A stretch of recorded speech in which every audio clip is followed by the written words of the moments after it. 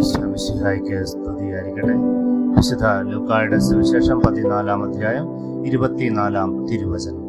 എന്തെന്നാൽ ക്ഷണിക്കപ്പെട്ടവരിൽ ഒരുവനും എൻ്റെ വിരുന്ന് ആസ്വദിക്കുകയില്ല എന്ന് ഞാൻ നിങ്ങളോട് പറയുന്നു.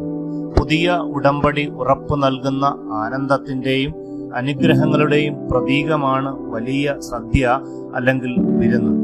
ആ വലിയ വിരുന്നിലേക്ക് ക്ഷണിക്കപ്പെട്ട ദൈവത്തിൻ്റെ സ്വന്തം ജനം തങ്ങളെ ക്ഷണിച്ചതാരെന്നും വിരുന്നിലൂടെ ലഭിക്കാവുന്ന സ്വർഗീയ ആനന്ദത്തെയൊക്കെ നിസ്സാരമായി തള്ളിക്കളയുകയാണ്.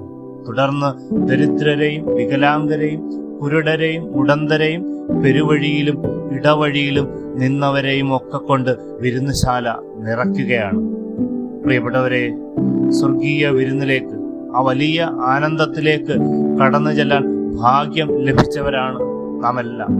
നിസ്സാര ലാഭങ്ങൾക്കു വേണ്ടി സ്വർഗത്തെ, നിത്യതയെ തള്ളിക്കളയരുതേ. ആമീൻ.